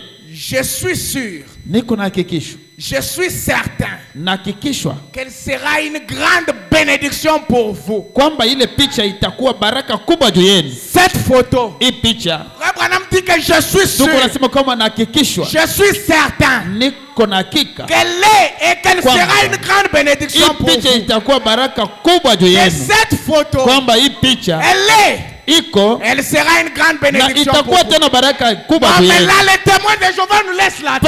Pale mashahidi ya Yehova wanatuachia fashi. Les pentecôtistes nous laissent la table. Bapentekotisti banatuachia fashi. Ils nous laissent la Beko parole. natuachia neno. Ils ne peuvent pas croire à Abawezi cela. kuiamini. Ils disent ça c'est scientifique. Banasema hivi. Ils ne peuvent pas croire à cela. Abawezi kubiamini. C'est la partie la plus Ni dure. kipande kia nguvu Ils sana. ne peuvent pas croire. Abawezi Ça ne kukiamini. concorde pas avec leur organisme. Akiambatana na mwili Ça yao. ne concorde pas avec leur système Akiambatana digestif. na tumbo yao. Ils ne peuvent pas croire. Abawezi kuamini. Mais nous avons dit, Lakini sisi tunaamini. j'ai cru, Naamini. j'ai mangé. Nakula. J'ai mangé même l'os. Nakula na kifupa. La partie la plus dure. Pande ya nguvu kabisa. Est-ce que tu peux dire à ton voisin ce Tunaweza matin? kuonesha jirani J'ai wako. mangé même l'os. Nakula na kifupa. Dis quand même à ton voisin. Onyesha kwa jirani wako. J'ai mangé même l'os. Nakula na kifupa. Dis quand même à ton voisin. Onyesha jirani wako. J'ai mangé la partie la plus Nakula difficile. kipande ya nguvu sana. J'ai cru la partie la plus Naamini difficile. kipande ya nguvu kabisa. Que cette photo Ya kwamba hii picha est une bénédiction. ni baraka. Non mais les témoins de Jéhovah quittent la table. Pale bashahidi ya Yehova banaacha Les meza. catholiques nous laissent la table. Bakatolika banatuachia meza. Les presbytériens nous laissent la parole. Bamishoni banatuachia Ils fasi. disent on ne peut pas la Banasema hii manger. hasiwezi kuikula. Elle devient difficile. Inakuwa nguvu sana. Elle devient compliquée. Inakuwa ya nguvu Elle kabisa. ne concorde pas avec leur organisme. Haitapatana na tumbo yabo. Amen. Amen. Pour nous les catholiques, Kwetu sisi wa Katoliki, pour nous les témoins de kwetu Jéhovah, sisi wa shahidi ya Yehova, nous maintenons les lois de Moïse. tunachunga masheria ya On nous Musa. a dit, Walituambia honore ton père et ta mère. heshimu baba yako na mama Là, on yako. est d'accord avec eux. Pale tungane nao. Là, on mange ensemble. Pale tuko nakulia pamoja. On nous a dit Kwamba que hamtadanganya. Dieu est une langue mensongère.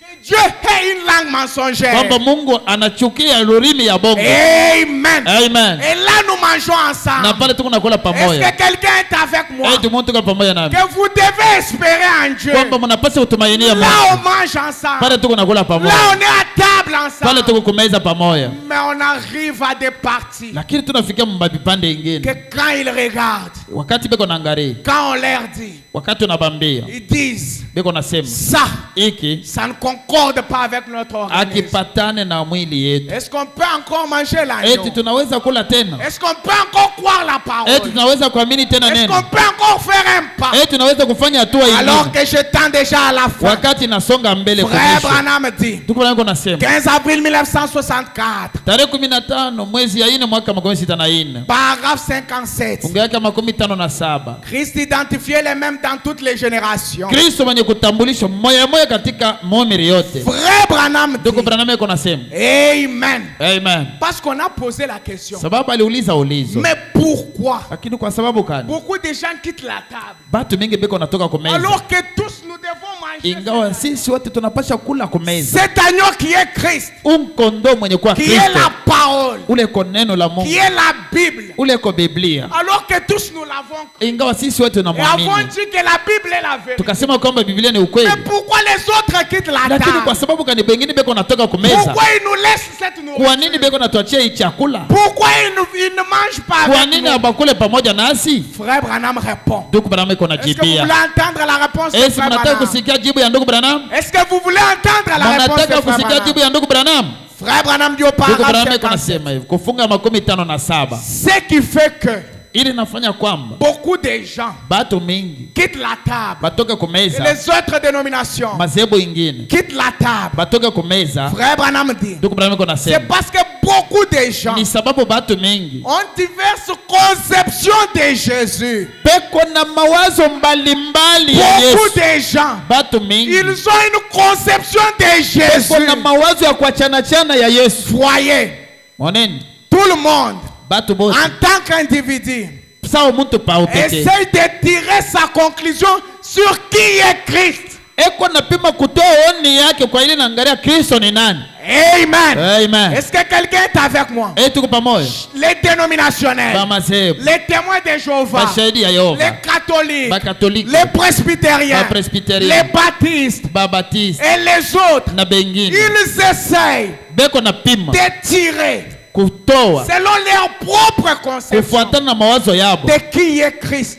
mawazo yabo ya kwamba Kristo ni nani. Et quand on leur dit, Na wakati tuko na bambia c'est Christ u Kristo qui a travaillé au cours des 3 dispensations. ula alitumika katika hivi pande tatu ya Dans kupasha la injili, dispensation du Père, maupasha injili ya Baba, celle du Fils ya Mwana et la dispensation du na Saint-Esprit. upasha injili ya Roho Mtakatifu. C'est le même Seigneur Jésus-Christ qui est la colonne de feu. Ni Yesu Kristo moya moya mwenye kuwa nguzo la moto. Mais ils ont leur propre conception Vile beko na mawazo yabo pekee ya de qui Kristo, est vraiment Christ. ya kwamba Kristo kweli kweli ni nani. Ils quittent la table. Beko natoka kumeza, Ils quittent la table. beko natoka kumeza, Ils nous laissent cet agneau. banatuachia unkondo, Ils ne peuvent pas manger. abawezi kumukula, Ils regardent et disent, banangara banasema la colonne de feu nguzo la moto qui est Jésus-Christ. ule iko Kristo, Ils ne peuvent pas croire. abawezi kuamini, Ils ne peuvent pas accepter. abawezi kuitika. Amen. Amen. Mais nous avons dit, Lakini sisi tukasema j'ai mangé même la partie la plus nakula na dure. kipande ya nguvu kabisa, La partie que les autres n'ont pas kipande kile mangé. bengine bakule, La partie que les autres ont kipande kile abandonné. bengine baliacha.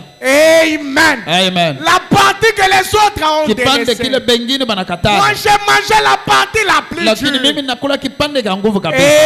Amen. Amen. J'ai cru l'intégralité de la Naamini parole. utele ya neno la Mungu. J'ai la conception la plus exacte de qui est Christ. Niko na uwezo ya usai ya Kristo ni nani. La conception la plus vraie. Uwezo ya kweli kabisa. Celle qui fait peur aux autres. Yenyewe kunaongopesha bengine. Amen. Amen. Alors que certains Ingawa bemoya ont l'image d'Hoffmann. beko na picha ya Hoffman. Alors que d'autres Ingawa bengine ont leur propre image. beko na picha yabo Selon pekee leur propre conception. kufuatana na mawazo yabo bo Quand on benyewe. leur montre qui est Christ Lakini aujourd'hui, wakati unabashontia Kristo ni nani leo, ils quittent la table. beko natoka kumeza, Ils quittent la table. beko natoka kumeza. Mais nous on y reste. Lakini sisi On mange tunabakia, même les excréments, tunakula na buchafu même les intestins. hata butumbo, Car souvenez-vous sababu kumbukeni que cet agneau partie de asikuwe l'agneau na kipande hata qu'on kimoja cha devait kondoo. jeter. Kile balipaswa kutupa Et ils hapana, ont pris ce qui était resté. bakabeba ile ilibakia Ils ont brûlé. bakachoma. Amen. Amen. Il n'y avait aucune partie de l'agneau. Akukuwe kipande hata kimoja cha kondoo. Cet agneau qui était parfait, Ule kondoo alikuwa kamilifu, qui devait être jeté. alipaswa kutupiwa, On devait le manger dans son balipaswa entièreté. kumukula yeye wote, On devait manger dans son entièreté. balipaswa kumukula yeye wote, Même les sabots, hata viatu au miguu, même les cornes, hata mapembe, même les excréments, hata buchafu, même les intestins. hata butumbo, Il devait manger l'intégralité de balipaswa l'agneau. kula utele ya nkondoo. Oh, cet agneau, Ingawa ule nkondoo c'est le type de ni Christ. mfano ya Kristo, Et Christ na Kristo est la parole. parole. Donc nous devons croire la parole dans son intégralité. Croire la parole dans sa totalité. Même les parties les plus dures. Même les parties les plus difficiles. Que les autres refusent. Qu'ils refusent de croire. Qu'ils refusent d'accepter. Nous on doit croire. Amen. Amen. Est-ce que quelqu'un est avec moi? On peut encore manger une partie de la nuit. On peut encore un peu avancer. Frère Branham dit. Amen. Amen. 15 avril 1964. Alors que je tends déjà vers la fin. Frère Branham dit. Christ identifiait le même. Paragraphe 57.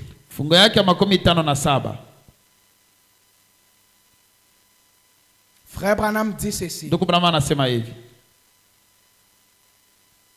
C'est cette lumière. C'est cette lumière que vous voyez sur cette photo. C'est le Seigneur Jésus-Christ. Plutôt c'est dans Venons et Plaidons. 4-10-55. Au paragraphe 92. Frère Branham dit au milieu là. C'est cette lumière que vous voyez sur cette photo. C'est le Seigneur Jésus-Christ. Est-ce que si vous le dites au témoin de Jéhovah, que cette lumière que vous voyez sur la photo, c'est le Seigneur Jésus-Christ. Est-ce qu'ils peuvent le croire? Si vous le dites aux catholiques, est-ce qu'ils peuvent le croire? Frère Branham dit, non, non, ils ne peuvent pas le croire parce que ça ne concorde pas avec leur organisme. Mais nous avons une constitution spéciale. Nous sommes constitués de manière particulière.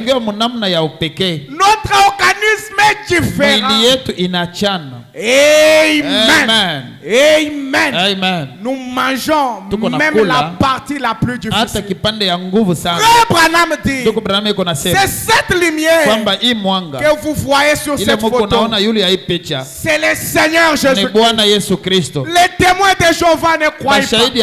Les pentecôtistes nous laissent la table. Les presbytériens abandonnent. Ils ne peuvent pas manger. Là ils prennent, ils jettent. Ils disent que ça c'est le sabot, je ne peux pas manger. Ils disent que ça c'est l'intérieur, je ne peux pas manger. Ils disent que ça c'est la partie difficile, je ne peux pas manger. Amen. Mais qu'est-ce qu'eux peuvent manger? Ce qu'eux peuvent manger, ce sont les interdits qu'on a dit dans Deutéronome ou dans Chronique. Ni mabishila au bile bari bakataria katika quand on a dit, voici quand vous arriverez dans les pays, dans ces pays, vous ne verrez pas la nudité de tel. Vous ne ferez pas ceci ou cela. Là, on est tous d'accord. Même ceux-là qui lisent la Bible en passant, ils croient ensemble avec nous. Là, ils peuvent tous accepter. Ils peuvent tous croire. Quand il y a des interdits, quand on leur dit l'Éternel Dieu, il fait des ordonnances aujourd'hui. Tu dois méditer cette parole nuit et jour. Ne t'en détourne ni à droite ni à gauche. Sois-en fidèle. Là on est tous d'accord. Amen. Là on est tous d'accord. Là on mange ensemble. Mais quand on en arrive nguvu sana. Ils ne peuvent pas accepter. Hawawezi kuitika. Ils ne peuvent pas croire. Hawawezi kuamini. Frère Branham dit, Ndugu Branham anasema, être conduit. Mwenye kuongoziwa. 7 décembre 1965. Tarehe 7 mwezi ya 12 mwaka 1965. Paragraphe 159. Fungu yake 159. Frère Branham dit au milieu là. Ndugu Branham anasema mule mkatikati. Et nous essayons de mélanger des choses. Na tuko napima kuchanga bintu. Vous ne pouvez pas faire ça. Hawezi kufanya hiki. Vous devez en venir à croire une chose. Unapasha kufikia mkipimo ya kuamini kitu moja. Ou bien vous allez croire en Dieu. Au utamini Mungu. Ou bien vous allez croire en votre église. Au utamini kanisa yako. Ou bien vous allez croire au monde.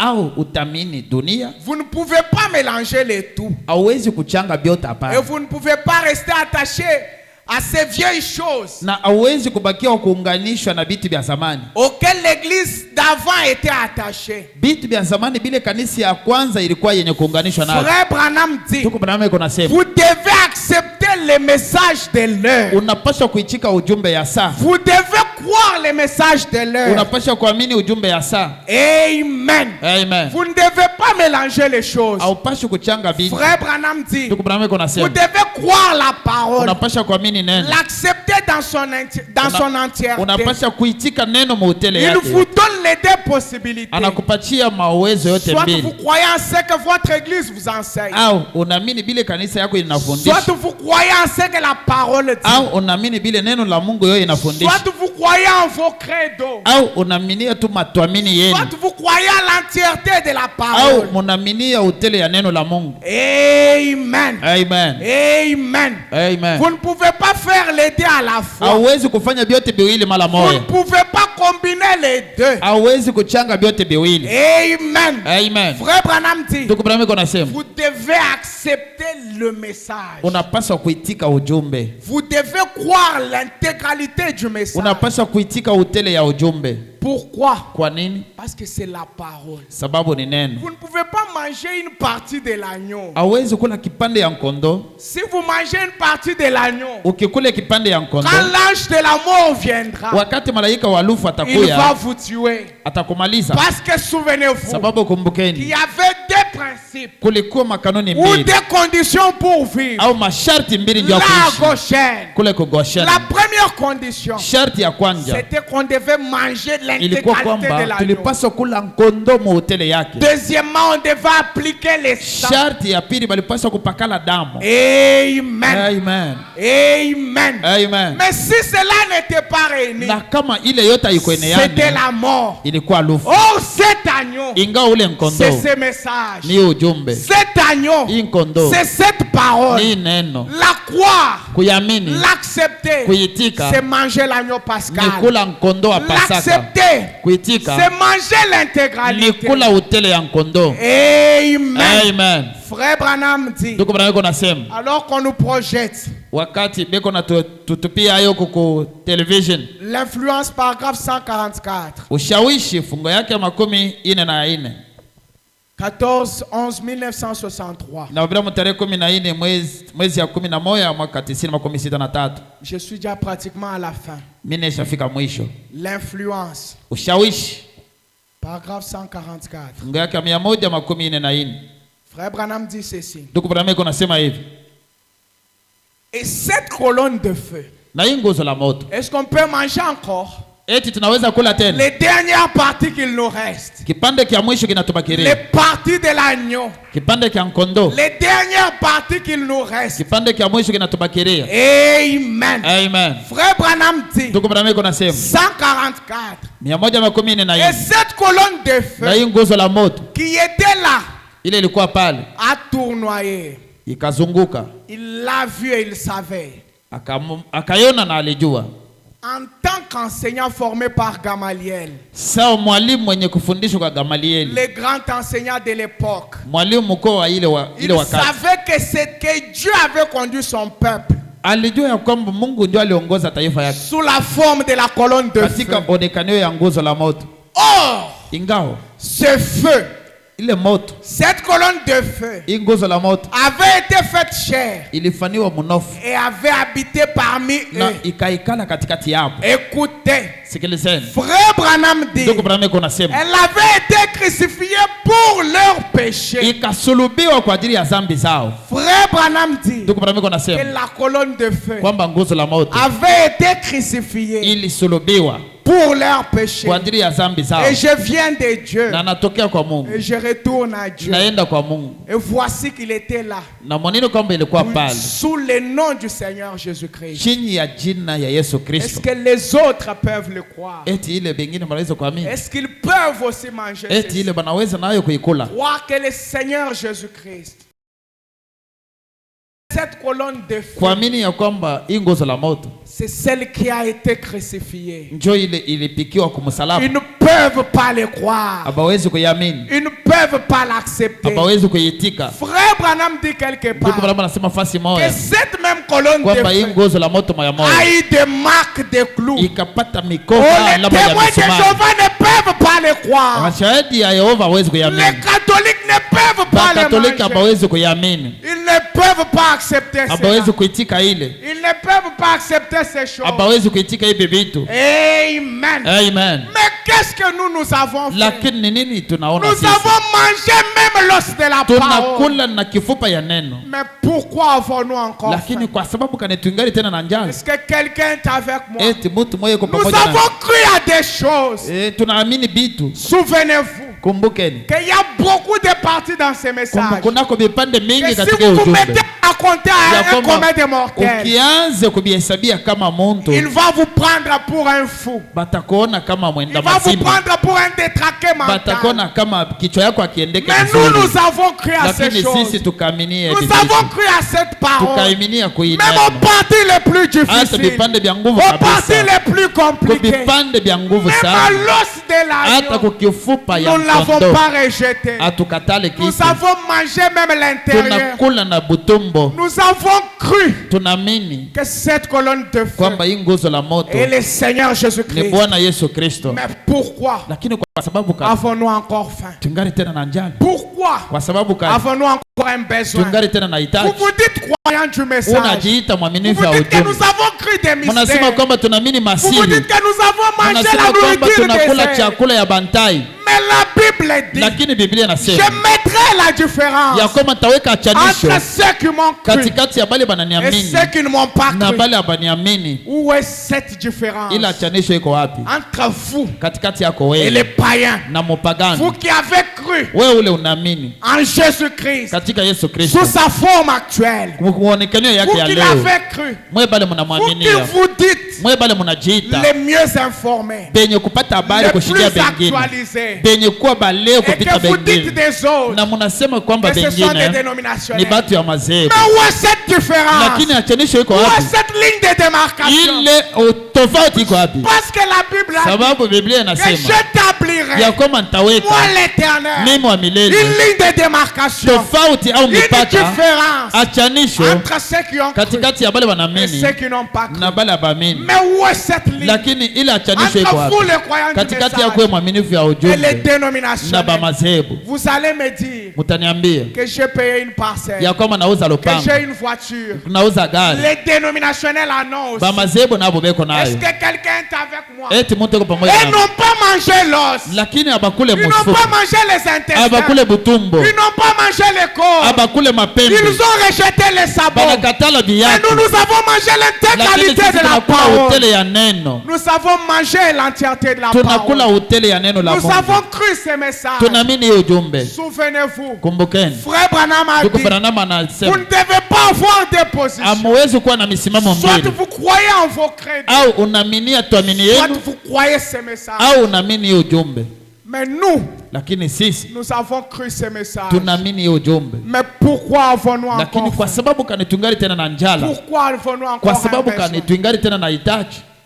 Pourquoi Kwa nini nous avons encore faim? tungali na njala? Pourquoi Kwa nini nous avons encore un besoin? tungali na hitaji? Amen. Amen.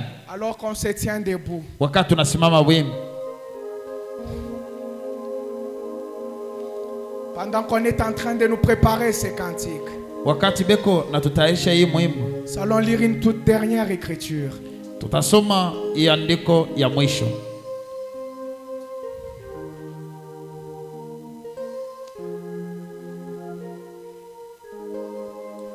Frère Branham a dit, Ndugu Branham anasema, dans être conduit, katika kuwa mwenye kuongozwa, 7 décembre 1965, inahubiri tarehe 7 mwezi ya 12 mwaka 1965, au paragraphe 159 au milieu.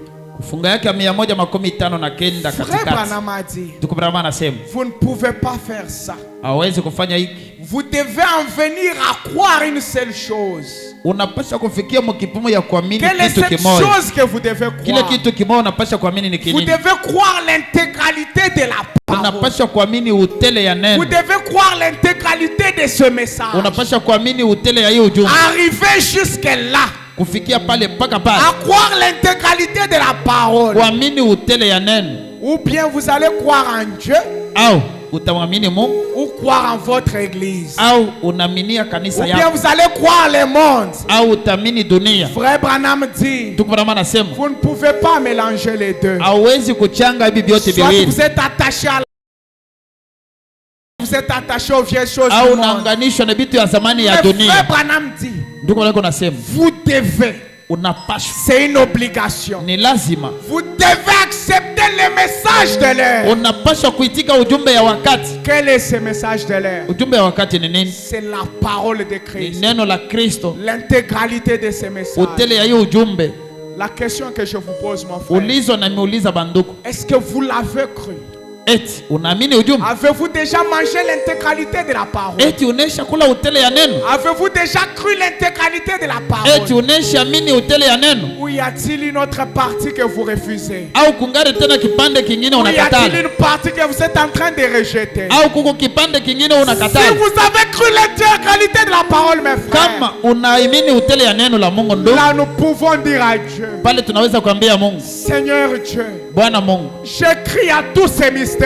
Naamini masiri yako yote. J'écris à l'impossible. Naamini kwa vitu vyasio kuwezekana. C'est que les comètes mortels ne peuvent pas croire. Vile binadamu hawezi kuamini. J'écris au Dieu dans la chair humaine. Naamini Mungu ndani ya mnofu ya Mungu. J'écris à toutes ces choses. Naamini hivi vitu vyote. Mais pourquoi ai-je encore faim? Lakini kwa sababu kani ningali na njaa. J'ai encore un besoin. Kwa nini ningali tena na mahitaji? Alors que moi j'ai cru. Ingawa mimi na mimi. Les autres n'ont pas mangé avec moi. Bengine bakule pamoja nami. Les autres n'ont pas cru ce que j'ai cru. Bengine baamini bile na mimi. Les autres n'ont pas cru aux 7 sceaux. Bengine baamini mamiori Les saba. autres n'ont pas cru aux révélations de l'air. Bengine baamini maufuno ya wakati. Mais moi, lakini mimi j'ai cru aux parties même les plus difficiles. Naamini na vipande vyenyewe vya nguvu kabisa. J'ai cru aux parties même les plus dures. Naamini kwa vipande vya nguvu kabisa. Mais pourquoi? Lakini kwa nini? Ai-je encore un besoin? Ningali nahitaji. Alors que ta Bible dit. Ingawa Biblia yako inasema. Pendant qu'on nous prépare un cantique. Wakati tunatayarishia mwili. Moi l'Éternel. Mimi wa milele. J'établirai. Nitaweka. Je mettrai la différence. Nitaweka achanisho. Entre ceux-là. Katikati ya bali. Peut-être que vous n'avez pas cru ce message. Saa zingine hawamini ujumbe. Peut-être que vous êtes encore dans les suppositions. Saa zingine ungali tu mkushitashita mu Mais mawazo. si vous avez cru aux parties les plus Lakini difficiles, kama unaaminia na kipande ya nguvu kabisa ya ujumbe, cela doit révolter votre cœur. ile inapaswa kupatia roho yako kichwa Cela doit nguvu. révolter votre âme. Ile inapaswa kupatia nafsi yako De dire, kichwa oh nguvu. Dieu, Sema, hey Mungu, j'écris à ces choses. naaminia hivi vitu. Mais pourquoi? Lakini kwa nini? Pourquoi? Kwa nini?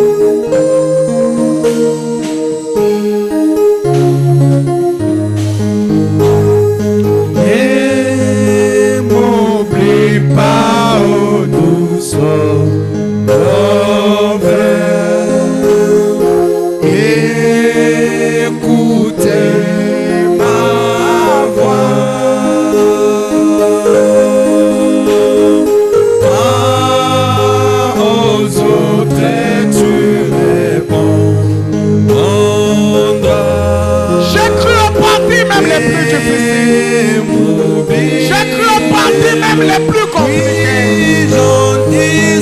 J'écris à tous ces mystères. J'écris à ceux que les autres ne peuvent pas croire. Mais où est la différence? Où est cette différence? J'ai mangé même l'intérieur. J'ai mangé même l'os. Mais pourquoi ai-je encore faim? Pourquoi ai-je encore ces besoins? Alors que j'ai cru au mystère de l'air.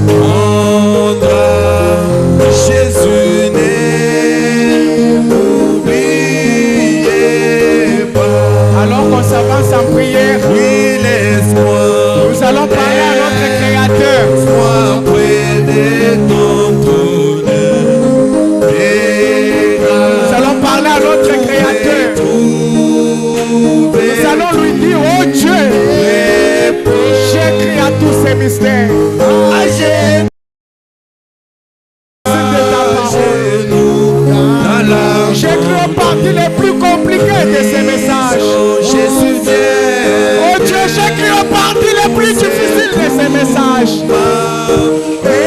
J'écris aux parties les plus compliquées. Les communs des mortels ne peuvent pas croire. Mais où est la différence? Où est la ligne de démarcation? Où est cette marque qui met toutes les différences?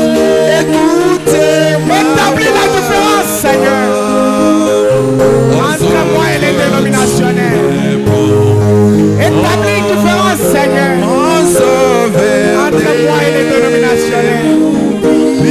Établis une différence au Père entre moi et les dénominationnels. Établis une différence. Établis une différence, Seigneur, entre moi et les dénominationnels. J'ai cru à ces choses. J'ai cru à cette parole. J'ai cru à ces mystères.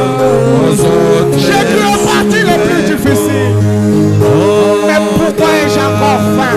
Pourquoi ai-je encore un besoin?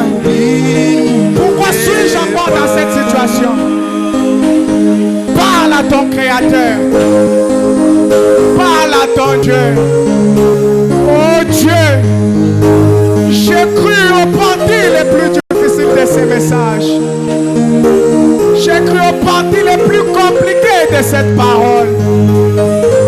J'ai cru l'intégralité de ces messages. J'ai cru aux parties les plus compliquées, Seigneur. Les parties que les autres ne peuvent pas croire. Mais où est la différence? Pourquoi ai-je encore un besoin? Pourquoi ai-je encore un problème? Pourquoi ceci ne marche pas? C'est la question que je me pose. Mais ce matin, Seigneur, établis une différence. Établis une ligne de démarcation. Établis une différence, Seigneur.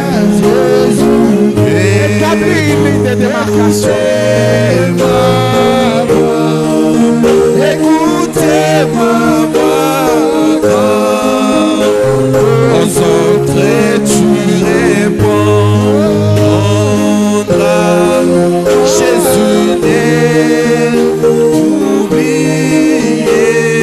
pas, tu vas sauver.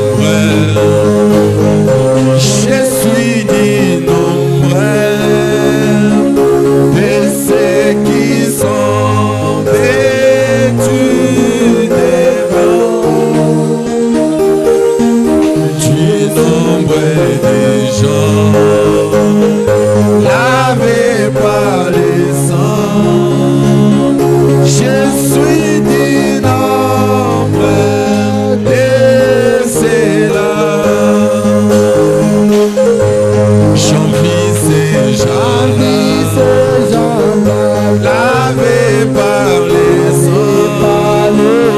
Je suis du nombre et c'est là. J'avise,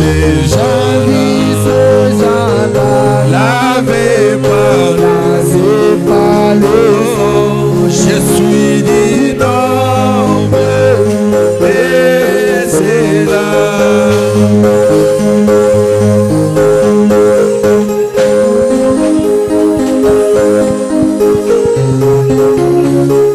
Nous allons prier. Glorieux Saint-Esprit, toi le El Allah Elohim, toi le grand serpent d'airain, toi la grande manifestation du Fils de l'homme, toi le Saint-Esprit qui est vivant ce matin, toi le créateur du ciel et de la terre, toi qui n'as ni fin, qui n'a ni commencement, toi l'eau vivifiante, Seigneur Jésus. Père éternel, ce matin, nous te disons sincèrement merci. Nous te louons, nous t'exaltons, toi le Seigneur Jésus, car tu nous as mérité, Père éternel. Tu nous as, Père éternel, gardé, Seigneur, tout au long de cette réunion, Père.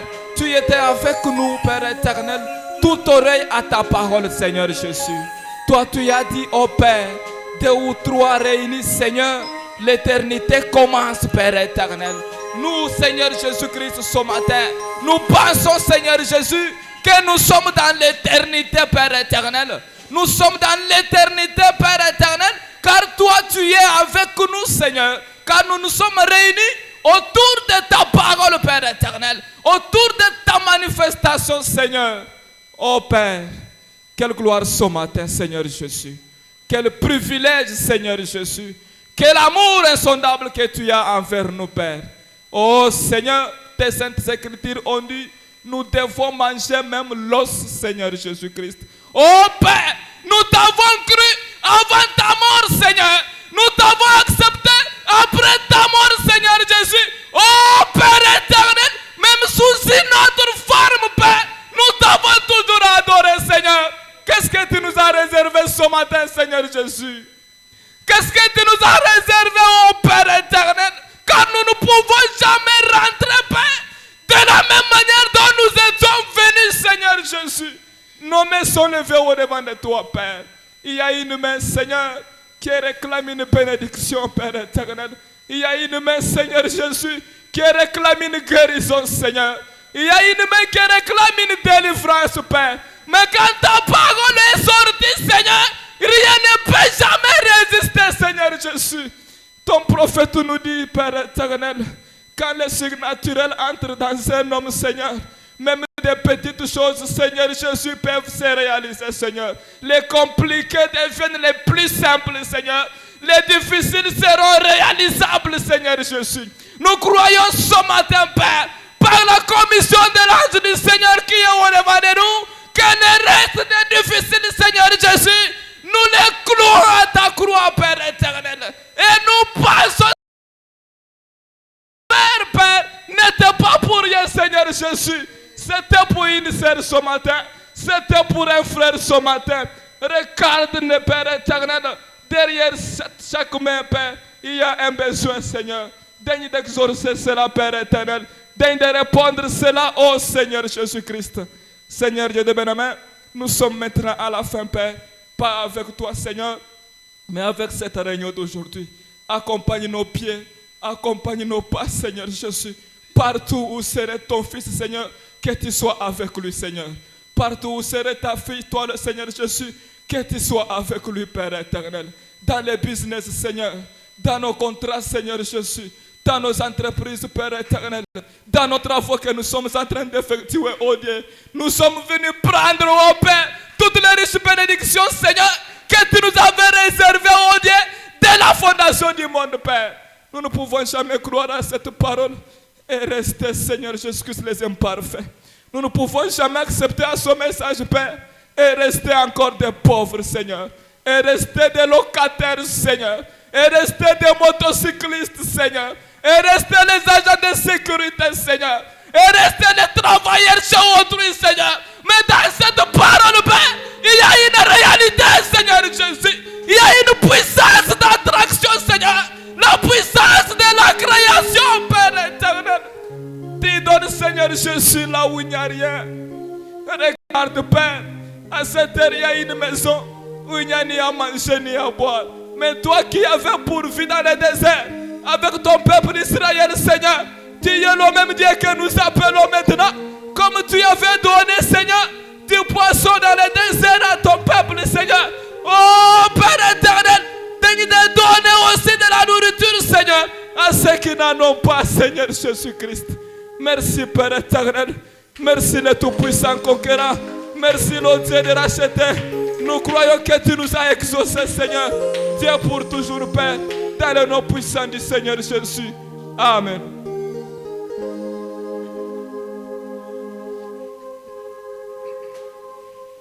Que Dieu vous bénisse. Nous sommes déjà à la fin. Les administrateurs, s'ils ont un